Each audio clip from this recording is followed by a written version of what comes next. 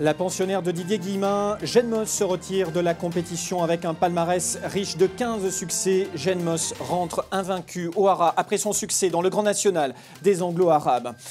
Ce dimanche 8, le jockey de 23 ans Thomas Coutan a réussi à mettre Auteuil à ses pieds 2 mois et demi après avoir perdu sa décharge. Le voilà désormais titulaire d'un groupe 1.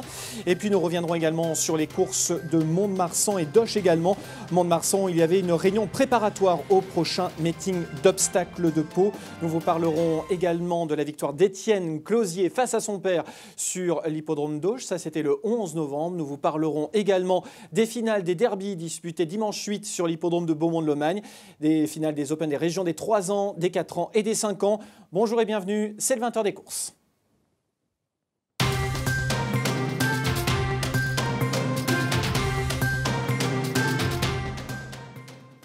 Et à la une de l'actualité, mercredi 11 novembre sur l'hippodrome de Toulouse avec le Grand National des Anglo-Arabes qui a vu le succès de Jeanne Moos, 15e victoire consécutive pour la superstar des Anglos qui part par la grande porte.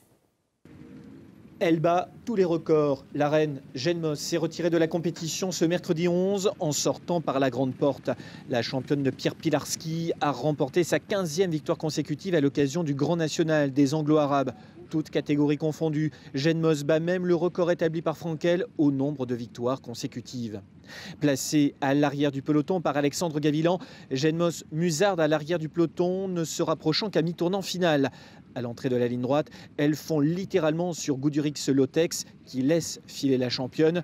Le partenaire d'Anthony Crastus conservera une nette deuxième place aux dépens de Kiss Milan. Avec ce succès toulousain, Jeanne Moos est rentrée dans l'histoire définitivement. Elle qui partira au Hara dans quelques semaines, là où elle vit le jour, au Hara du Bosquet. Jeanne Moos dispose d'un patrimoine génétique exceptionnel. Elle, fille de Mosaka et sœur de Mossalis, vainqueur du Critérium de Tarbes et du Grand Critérium à 12,5, de Mossacha, lauréate du Grand Prix des Pouliches et de Moski. Parmi les meilleurs moments de la carrière de Jeanne Moos, on retiendra sa victoire dans le Grand Prix des Pouliches à 12,5 à Tarbes, puis le Grand National des Anglos à Toulouse, fin 2018.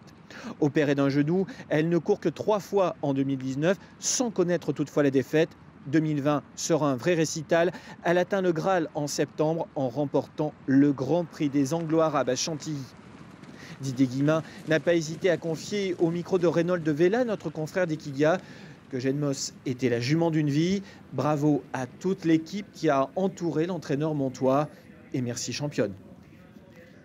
Voilà donc pour l'exceptionnelle carrière de Jeanne Moos et désormais donc direction le Hara pour la championne. Au cours de cette réunion toulousaine, Bellocchio a fait le spectacle chez les 2 ans. C'était dans le Critérium du Languedoc, le prix Bernard de Marmiès. Champ de Mars s'est quant à lui imposé dans le Quintet pour l'entraînement de Jérôme Régnier. Mais ce n'était pas le seul moment fort de cette journée. Autre temps fort de la réunion toulousaine, le prix Fille de l'Air, dernier groupe pour les juments en France. Groupe 3, autrefois couru à Évry, il trouve Toulouse comme point de chute en 1997. Et ce prix Fille de l'Air se sent bien en terre toulousaine. Pour cette édition 2020, 9 demoiselles étaient appelées en découdre sur 2100 mètres. La victoire revient à Directa, une pensionnaire de Joël Boinard, associée à Théo Bachelot. Lauréate le 21 octobre à Deauville du prix Vulcain au niveau Listed, Directa franchit un palier. Bien partie, patiente dans le sillage des leaders, Directa se rapproche gentiment du groupe de tête dans le dernier tournant avant de faire la différence dans les 100 derniers mètres. Directa résiste jusqu'au bout à la bonne fin de course de la Wildenstein All Rumors. La Royer du Pré d'Arisa est 3e.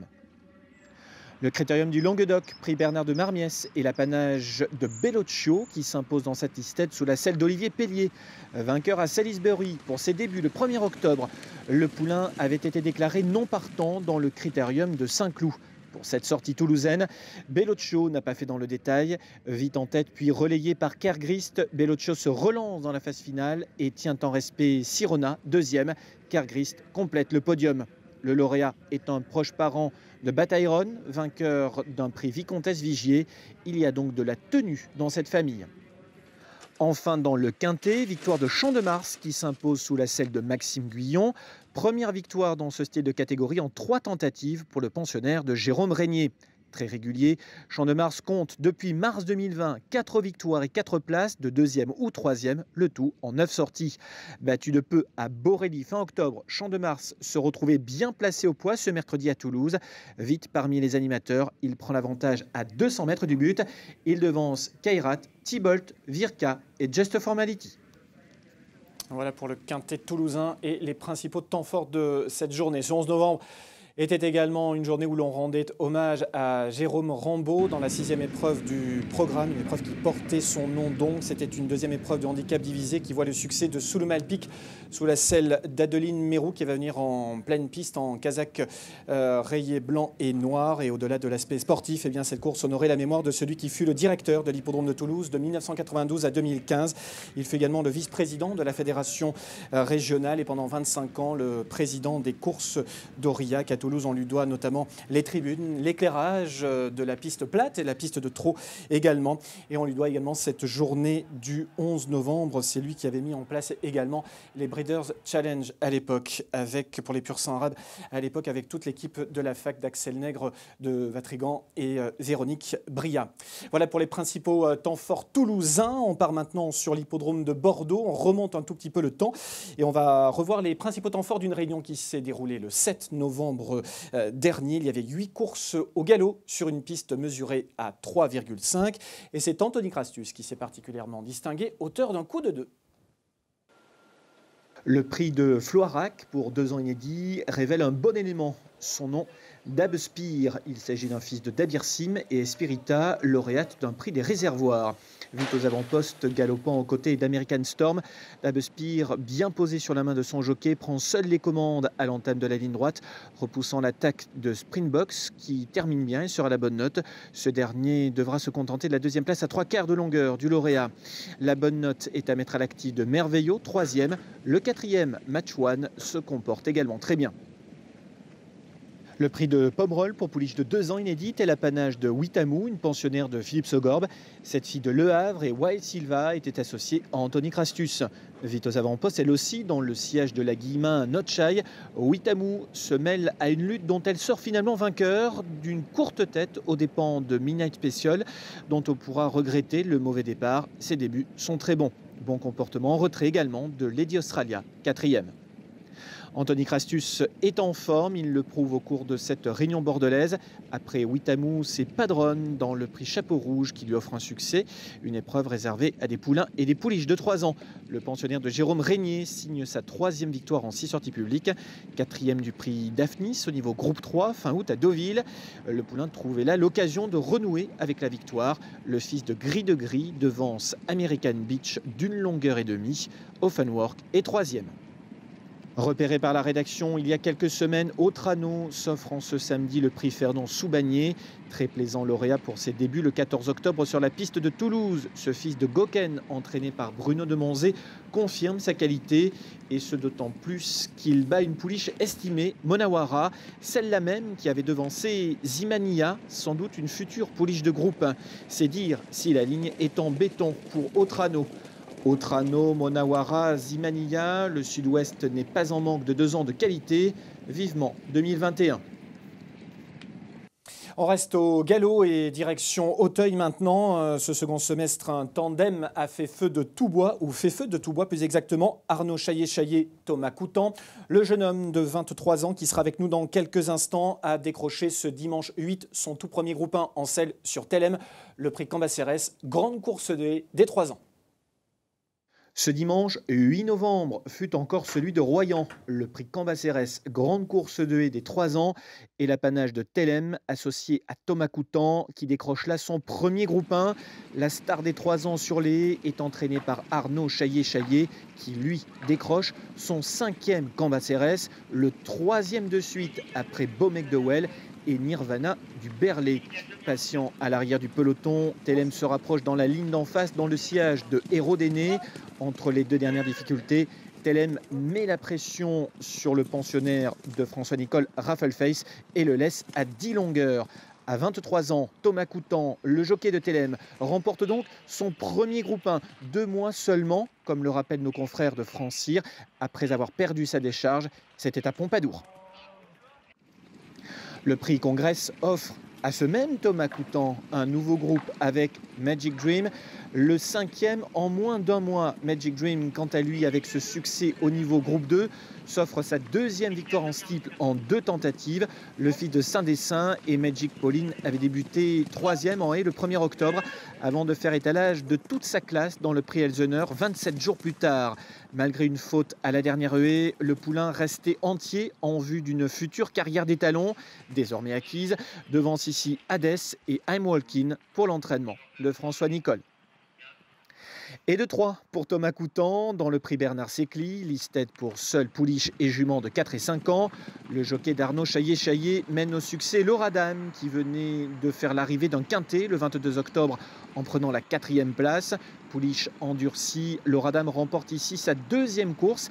Elle n'avait plus franchi le poteau en tête depuis ses débuts en septembre 2019.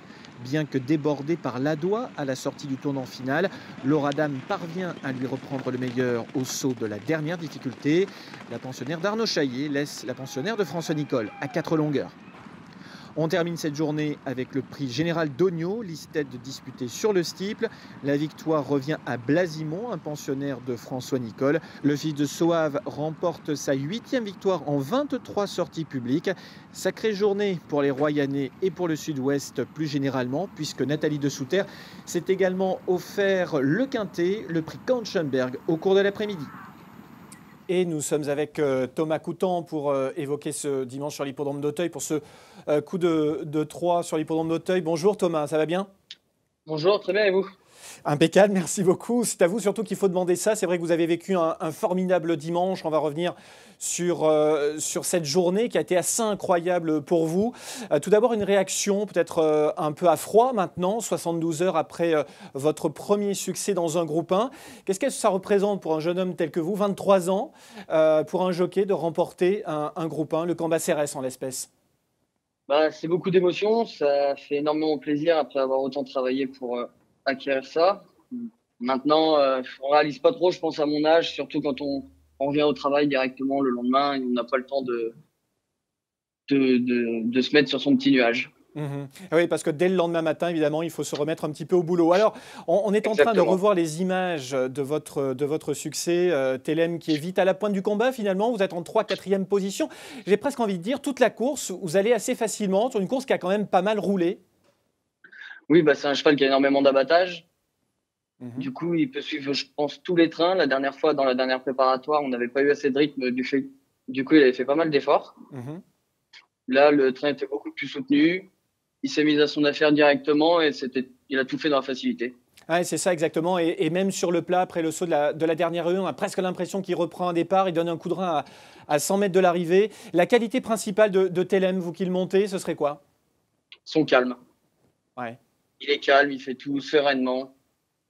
On a l'impression que tout est facile pour lui.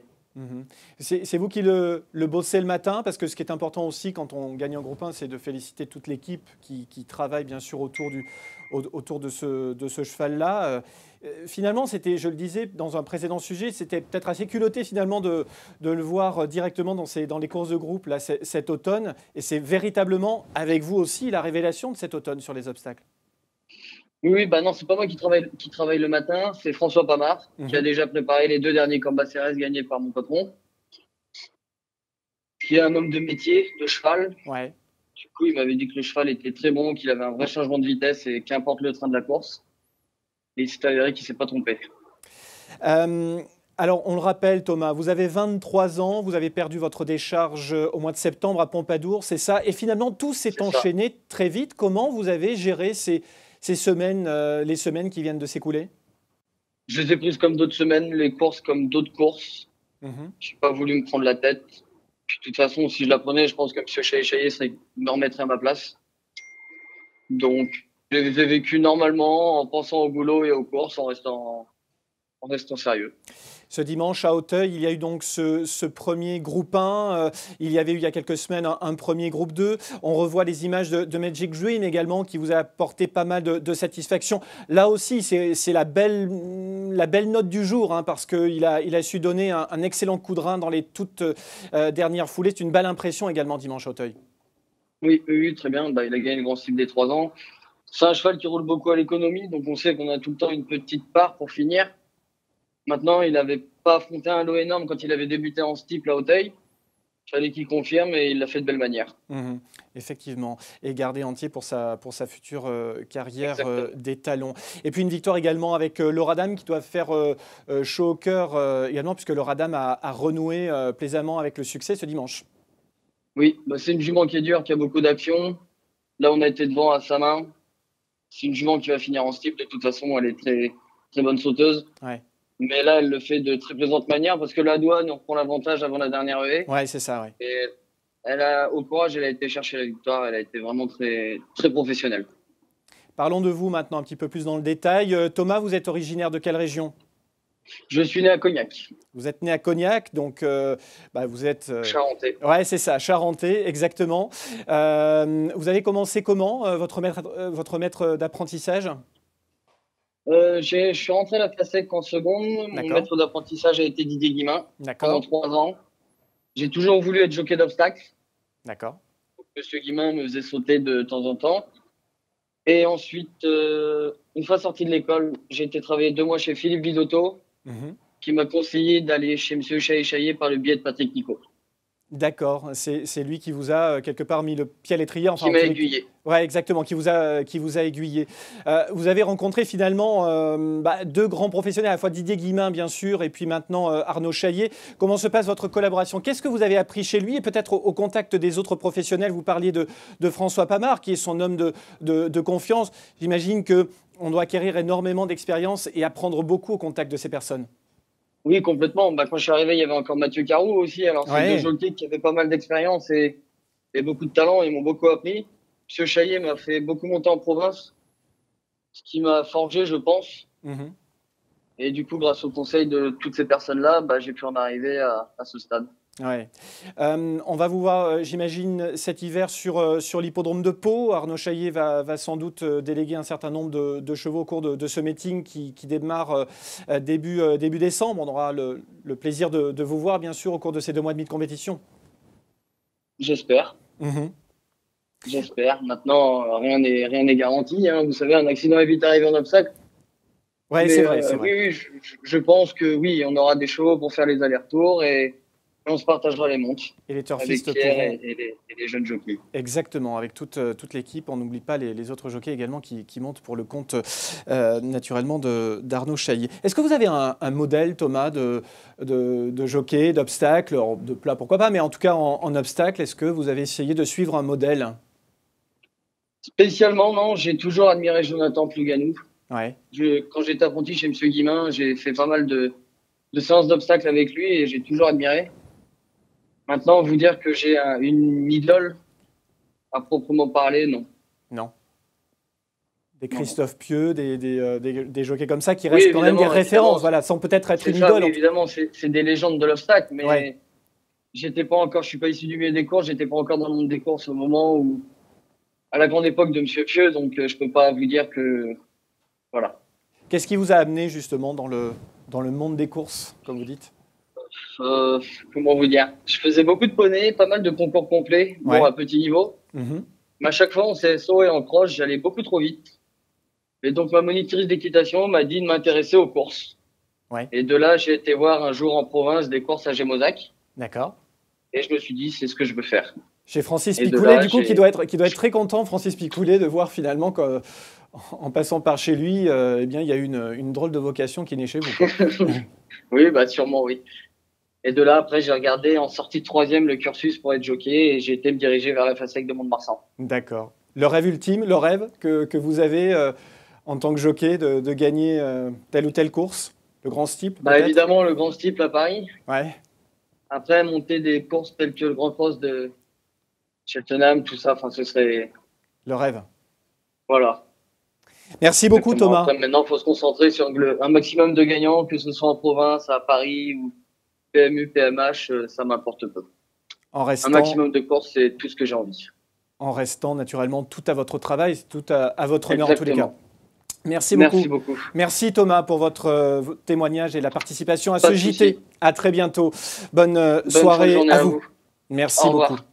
Allez, on poursuit cette édition. On revient maintenant au trot avec des courses sur l'hippodrome de Beaumont de Lomagne, car ce dimanche 8 novembre, il y avait les finales des derbies. C'est parti. On nous l'annonçait à Toulouse comme un phénomène et Yannick Henry avait prévenu après sa victoire dans le prix Roquépine le 23 septembre. Astronaute est un excellent poulain qui a peut-être même la pointure parisienne. Ce dimanche à Beaumont-de-Lomagne dans la finale de l'Open des 3 ans, le fils de Booster Winner n'a pas raté le coche. Venu aux avant-postes lors du premier passage en face, Astronaute commande toute la course et se détache à l'entrée de la ligne droite, disposant facilement de Hercule du Noyer et Hérodo Bello, troisième. Le représentant de Yannick Henry fait afficher 1,15,2, son meilleur chrono. Troisième chez les 3 ans, Christophe Fate fait mieux chez les 4 ans en menant au succès Guandolo Bello. Malheureux en dernier lieu sur cette même piste, le fils de Booster Winner, encore lui, remet complètement les pendules à l'heure, faisant afficher un magnifique 1,13,2. Il devance Gatsby Vic et Ghana Deligny qui trottent respectivement 1,14 et 1,14,8 sur 2550 mètres. Dans le prix Jean Dumouche, finale de l'Open des 5 ans, victoire de Feria du Metz qui fait triompher la casaque, l'entraînement et la drive de Frédéric Closier. La lauréate fait afficher un joli 22 contre 1. Une cote qui peut s'expliquer par le fait que la jument avait figuré utilement dans les Open mais sans avoir été véritablement transcendante, quoique très régulière. Arrivée sur cette finale, plus fraîche que certains chevaux très en vue comme Flash Royal, Feria du Metz profite ce dimanche d'un bon parcours dans le dos de Fantasia Deligny. À l'entrée de la ligne droite, la petite championne de Fredo Closier se détache irrésistiblement et laisse la pensionnaire de Yannick Henry sur place. La vraie surprise vient de Forzo DJ, déféré des 4 pieds pour l'occasion. Il prend ici une excellente deuxième place à la coquette cote de 52 contre 1. Dans le Grand Prix Baron d'Ardeuil à Aussébuzet, victoire de Dream de Birdie, entraîné et drivé par Pierrick Lemoel, qui vous conseillait la semaine passée de suivre ce cheval. Dream de Birdie, en un an, a signé la bagatelle 11 succès, avec un engagement favorable ici et déféré des 4 pieds. Dream de Birdie bat son propre record et il fait afficher 1,14 tout rond. Patient à l'arrière-garde, Dream de Birdie progresse derrière la valeureuse Extasiar, déborde l'animateur Campione Mio et fonce vers la victoire. D'Amour Giel est deuxième devant Écusson du Corta. Voilà donc pour cette journée de course sur l'hippodrome de Beaumont de Lomagne pour ces finales des derbies. Il est temps maintenant de faire le point sur les différents classements par catégorie d'âge, chez les 3 ans, les 4 ans et les 5 ans. On regarde tout cela en images avec chez les 3 ans, Asparn Duhem qui du haut de ses 63 points termine donc en tête devant Hercule du Noyer et Histoire Grave qui prend seul la 3e place. Du côté des 4 ans, Gatsby Vic a cumulé encore des points. Il termine nettement devant 65 points devant Gabo Di Rocca et Giorgio de Naples. Un petit peu décevant malheureusement dimanche, ça ne s'est pas très bien goupillé. Flash Royal un petit peu défraîchi en cette fin de saison. Il n'en reste pas moins le numéro 1 des 5 ans dans la région, 86 points devant Feria du Metz ou encore Farah des Brousses qui prend ici la 3e place avec 59 points. Ce dimanche, il y avait également des courses sur l'hippodrome de Mont-de-Marsan, une réunion spéciale obstacle préparatoire pour le prochain meeting palois. Course également sur l'hippodrome d'Auch. C'est parti. On commence avec Mont-de-Marsan en ouverture de la réunion. Le prix Carcaradec et l'apanage de Six One, un pensionnaire de François Nicole qui débutait directement en compétition. Sur une piste roulante, bien appliquée dans chacun de ses sauts, le poulain fait la différence à l'intersection des pistes. Il devance le pensionnaire de Guillaume Macaire, Erogador, qui avait déjà 2 courses dans les jambes. À la 3e place, Pilgrim pour Jean-Luc Pelletan, court en progrès. 30 minutes plus tard, c'est un pensionnaire de Guillaume Macaire qui fait le spectacle Give the Best. Tombé en débutant à Dax le 13 septembre, 2e à Niort le 18 octobre, battu par un poulain de François Nicole qui semble avoir beaucoup de qualité. Give the Best terrasse l'opposition ce dimanche pour son premier essai sur le steeple. Il devance Kilora de 30 longueurs. Fontaine d'Argent est une lointaine 3e. On termine avec Brut de Pomme que nous avions repéré pour vous à Cassera-Verduzan en octobre dernier. Le pensionnaire de Marie Champeau avait débuté victorieusement en cross le 19 octobre. Nouveau succès ici dans la discipline en devançant Gareth de l'Arachie de 6 longueurs. De bon augure pour le futur meeting palois. 8 courses à Auch ce 11 novembre avec une épreuve du GCSO. Le Grand Prix Baron d'Ardeuil revient à Caballo d'Or associé à Frédéric Closier. Au final, cette année 2020 est un bon cru pour Frédéric qui compte 58 victoires cette saison. Il gagne ici avec Caballo d'Or, donc un pensionnaire de Didier Gaudin qui n'avait plus franchi le poteau en tête depuis août 2018. C'était la première fois que le fils de The Best Madrick se produisait à Auch. Déféré des 4 pieds, il boucle le parcours des 2800 mètres sur le pied de 1,15,9. Il devance un pensionnaire de Gaël Metzler, Kracor de Forgan. En ouverture de la réunion, Closier père se fait damer le pion par Closier fils, Étienne, dans le prix Alligator. Étienne Closier remporte cette épreuve au sulky de High Alone, entraîné par Richard Westering, qui est portant les couleurs de Jean-Claude Rouget. Cette pouliche, fille de Timoko et de Tashira, remporte sa première victoire en 4 sorties publiques et fait afficher une 16,5 sur 2550 mètres. Elle devance Intuitive Boy, associé à Frédéric Closier, qui drivait là pour le compte de Jean-Marc Lourté. Ivana Bella se classe 3e. Allez, on va regarder les repérés maintenant, les chevaux à suivre pour les semaines qui arrivent. En obstacle avec pas mal de bonnes notes. Tout d'abord au trot avec Gwendolo Bello et Dream de Birdie également qui seront à reprendre pour leur prochaine sortie. Et puis vous l'avez vu grâce aux courses de Mont-de-Marsan, plein de bonnes notes à prendre, notamment Brut de Pomme qu'il faudra continuer de suivre pour les courses de cross et notamment à Pau. Je vous rappelle que le meeting de Pau, le meeting d'hiver, débute le 5 février prochain. Et puis hors de nos frontières fédérales, si je puis dire, on va signaler la bonne 2e place d'un cheval qui s'appelle Étonnant. On va partir cette fois-ci sur l'hippodrome de Vincennes. On va sortir des chevaux à suivre pour aller regarder cette course. C'était le prix Reynolds au niveau groupe 2. C'était le 5 novembre dernier. Retour au premier plan pour Étonnant, le représentant de Richard Westering qui est côté corde et qui va prendre donc la 2e place. Il devra toutefois concéder le succès à Boss du Méloc qui vient en pleine piste. C'était le grand favori de cette épreuve, mais qui a bien failli tout de même se faire surprendre. Étonnant qui sera à suivre dans les semaines qui viennent du côté de Vincennes. Et durant le meeting d'hiver, bien entendu. Et puis à Lyon-Paris, cette fois-ci au niveau listed, succès de Good Question sous la selle d'Anthony Crastus. Good Question étant un pensionnaire de Christophe Escuder. Anthony Crastus qui signe par là même son 62e succès de l'année. Il est dans le top 10 des jockeys français. 2 jockeys du Sud-Ouest pointent dans le top 10. Vous allez le voir dans quelques instants. Il y a Julien Auger et donc Anthony ici qui mène au succès ce pensionnaire de Christophe Escuder au niveau listed. On regarde les toutes dernières battues, vous voyez simplement accompagné au bras jusqu'au poteau. 2 jockeys du Sud-Ouest donc qui figurent parmi les 10 premiers jockeys français, même si le top du classement est occupé par un Bourguignon, Pierre-Charles Boudot. 2 jockeys de notre région figurent respectivement en 8e et 10e position.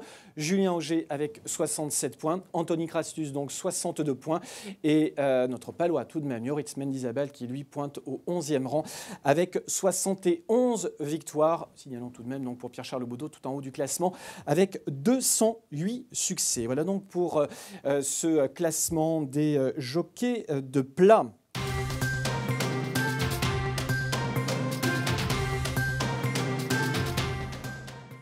Allez, on va regarder l'agenda de la semaine au trot et au galop, bien entendu. Ce qui est important de bien noter, puisque les courses sont à huis clos renforcés.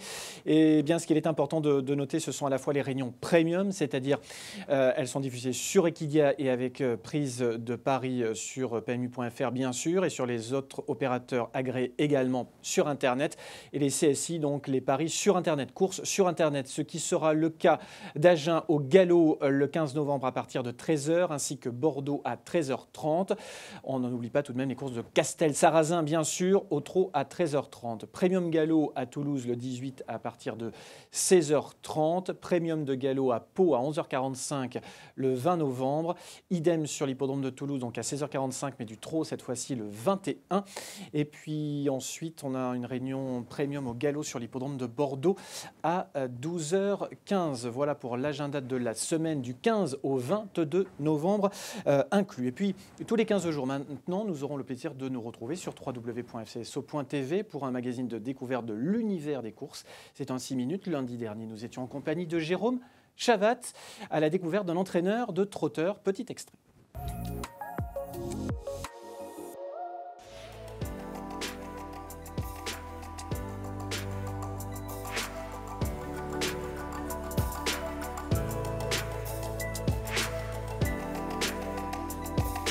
L'élément indispensable pour les trotteurs, c'est ceci.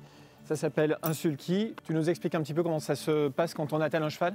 Mais tout d'abord, on regarde si tout est bien en place, Parce que moi je suis sur la piste, donc les chevaux sont prêts quand j'arrive. Donc on essaye de regarder si tout est bien mis et que la bride est la bonne. Après on attelle gentiment et on part en piste pour travailler. Alors ce qui est important de souligner pour les courses de trot, c'est qu'il faut absolument que le cheval reste au trot. S'il part au galop, il est disqualifié en compétition, c'est comme ça que ça se passe. C'est ça. Il faut faire bien attention à rester bien au trot. Et surtout dans les bonnes allures, parce que souvent il y a des enquêtes et quoi que ce soit, donc il faut faire bien attention. On essaye de l'entraîner, le mettre au plus de conditions possibles, de bien les mécaniser, les poulains. Et après, comme je vous expliquais tout à l'heure, il faut essayer au début les poulains, ils mettent du poids, et au fur et à mesure du temps, on essaye d'alléger. Et jusqu'au point final de pouvoir les déferrer, où c'est que là c'est vraiment intéressant. Alors du poids, c'est pas sur le physique, mais c'est au niveau des pieds, parce que ce qui est très important, c'est la ferrure. La ferrure pour un cheval de course, au trot comme au galop d'ailleurs, c'est un petit peu comme nos chaussures à nous.